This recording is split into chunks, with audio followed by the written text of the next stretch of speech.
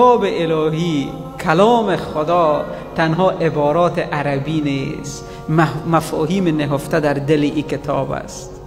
حرف قرآن را بدان که ظاهر است. مولانا چقدر زیبا میگه حرف قرآن را بدان که ظاهر است، زیر ظاهر باطن بس قاهر است. زیر آن باطن یکی بطن سوم که در او گردد خردها جمله گم. باز در زیر او بطن یک بطن دیگه وجود دارد. بطن چهارم از نبی خود کس ندید.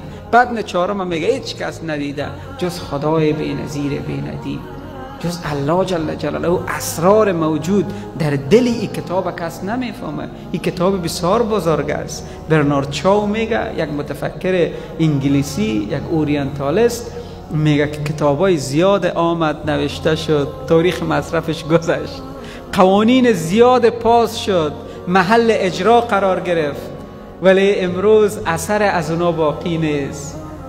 1400 سال میگذره که یک مرد از یک سرزمین بی آب و علف و خشک و لم یزرع به نام محمد ابن عبدالله معرف یک کتاب شد و گفت که این کتاب از جانب خدا آمده.